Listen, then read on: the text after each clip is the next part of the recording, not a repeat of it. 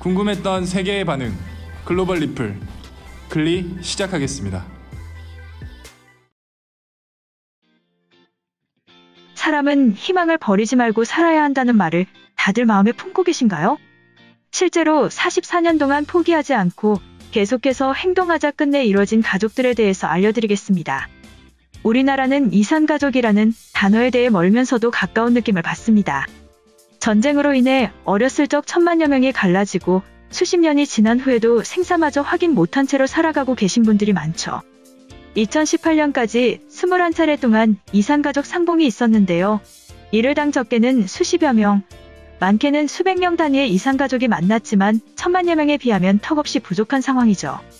수십 년의 세월이 지났으니 아무리 가족이어도 쉽게 알아보기는 어려울 것입니다. 그런데 심지어 해외로 입양된 경우에는 얼마나 더 만나기 어려울까요? 지난 15일 서울 동대문구 경찰청 실종자 가족지원센터에서 한 가족들이 만나게 되었습니다. 코로나로 인해 실제로 만난 것은 아니지만 50인치 모니터를 두고 지구 반대편에 있는 가족끼리 만나게 된 것이죠. 미국에 거주 중인 딸 47세 윤 씨는 무려 44년 만에 혈연 가족을 확인하게 된 것입니다. 3살 이전에는 사실 기억을 가지고 있기 어려운 나이라 윤 씨의 입장에서는 처음으로 보는 것이나 마찬가지일 것입니다. 사연을 알아보니 윤 씨가 1976년 서울에서 실종되었고 그 이후에 미국에 입양되어 현재까지 살고 있던 것이라고 하는데요. 경찰과 외교부 그리고 보건복지부 합동으로 시행 중인 해외 한인 입양인 가족 찾기 제도를 통해 진행된 것인데 상봉 당시 행사는 짧은 리허설 후 오전 10시에 시작할 예정이었다고 합니다. 하지만 리허설을 위해서 영상을 연결하자마자 서로의 얼굴을 확인한 가족들은 감격 속에 오열을 하는 바람에 곧바로 화상통화를 시작하게 되었다고 하죠. 윤 씨의 언니는 머리만 다르고 다 똑같다고 말하며 윤 씨의 어머니는 몇 번이나 절대 너를 버린 것이 아니라며 미안한 마음을 전했습니다. 남아있던 윤 씨 가족들은 지난 세월은 희망의 끈을 절박하게 붙잡고 보낸 시간들이라고 표현했습니다. 가족들은 윤 씨를 찾기 위해 라디오와 신문 광고를 내고 텔레비전 프로그램까지도 신청해 출연했죠. 거기다가 혹시라도 윤 씨가 돌아올까 하는 마음에 40여 년 동안 한 번도 이사를 가지 않고 자리를 지키고 있었다고 합니다. 윤 씨는 과거에 한국에 와서 남대문 시장에서 한복을 사간 적이 있다고 했는데 그때 당시 윤 씨의 어머니는 40년 동안 장사를 이어오고 있었다며 그때 당시에 못 만났던 것에 아쉬움을 표했죠. 윤 씨의 이름이 그대로 남아있는 호적도 가지고 있었습니다.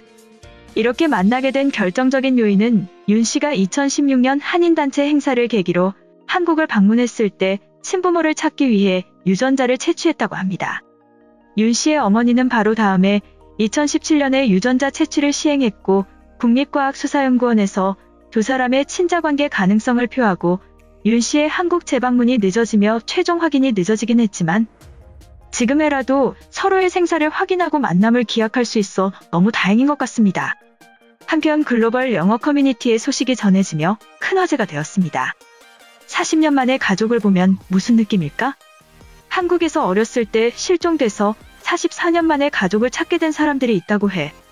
여기서 감동적인 거는 한국에 머물러 있던 가족은 혹시나 딸이 돌아올까봐 40년이 넘도록 이사를 가지 않고 그 자리에 머물러 있었다는 거야.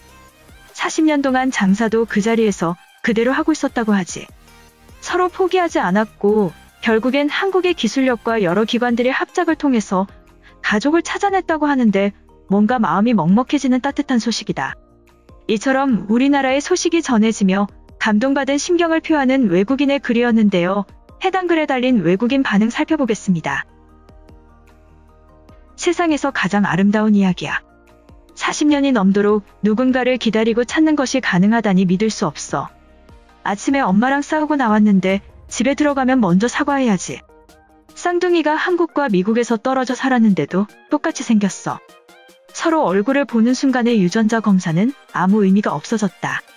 그들은 눈물을 흘리고 사랑을 고백하기 바빠졌어. 엄마를 잃어버린 3살 아이가 미국으로 입양을 갔을 때의 두려움을 상상해봐라. 그 아이의 엄마는 딸을 기다리면서 44년 동안 이사도 가지 않았어. 어떤 드라마보다도 감동적인 이야기야. 훌륭하게 자라서 버몬트주 정부에서 일을 하고 있어. 현재 미국에는 실업자와 노숙자들이 넘쳐나는데 한국에서 입양 온 아기는 훌륭하게 성장했다. 그 어떤 소식보다 엄마에게 위로가 되는 이야기야. 한국은 전쟁 이후에 남북한으로 쪼개지면서 과거에도 수많은 가족 찾기 프로그램이 진행되었어. 이것도 그것의 연장선에 있는 거야. 지금 미국에서는 1년 동안 버려지는 아이와 도망가는 부모들의 통계조차 파악이 어려울 정도야. 쌍둥이 자매의 감격스러운 표정과 똑같이 생긴 얼굴이 감동적이야. 내 오빠는 나를 잃어버리면 과연 찾기나 할까 의문이지만 엄마는 결코 포기하지 않을 것이라고 믿어. 4년이라고 하면 놀라울 일은 아니지만 44년은 정말로 한순간도 잊지 않았던 엄마의 마음을 믿을 수 있는 기간이야. 딸이 엄마의 가게 근처를 지나간 적이 있었고 비슷한 시기에 한국과 미국에서 유전자 검사를 한 것은 운명이야. 결국에 간절히 원하면 이루어진다는 것을 확인했어. 엄마의 서툰 영어가 마음을 따뜻하게 만들어. 2020년에 우리는 이런 비극을 막을 수 있는 인프라를 만들어야만 해. 동생의 얼굴을 보자마자 완벽한 믿음이 생겼어. 이들은 가족이 분명해. 유전자의 힘이 놀라울 따름이야. 우리 딸이 엄마가 아닌 나를 닮았다고 싫어하지만 나는 너무 좋다. 엄마의 사랑이 너무나 뜨겁다. 코로나로 밴쿠버에 계신 할머니와 부모님을 못 본 지 1년이 넘었어. 전화로는 내 걱정만 하시지만 몸이 불편한 할머니를 생각하면 눈물이 나올 것 같아. 내 친구는 중국에서 태어나서 프랑스로 입양되었는데 20년째 친엄마를 찾지 못하고 있어.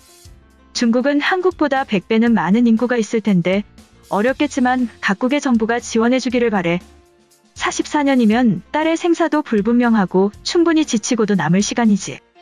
가족관계에서도 정리하지 않고 한 곳에서 기다렸어. 단언하건대 엄마는 이번에 딸을 못 찾았다면 평생을 기다렸을 거야. 5년 전에 대장암으로 돌아가신 엄마 생각에 눈물이 쏟아졌어. 돌아가신 이후에서야 얼마나 나를 위하면서 살았는지 알게 됐어. 이탈리아와 한국은 많이 다르지만 엄마의 사랑은 인류가 똑같아. 남자친구랑 헤어지면 죽을 것 같다가도 4개월만 지나면 완전히 벗어나는데 44년이라니 믿을 수 없어. 3살은 정말 살면서 가장 이쁘고 사랑스러울 때인데 버렸을 것이라고 생각했을까봐 걱정한 엄마의 마음이 안쓰러워. 한국인들은 원래 포기하지 않는 것으로 유명해.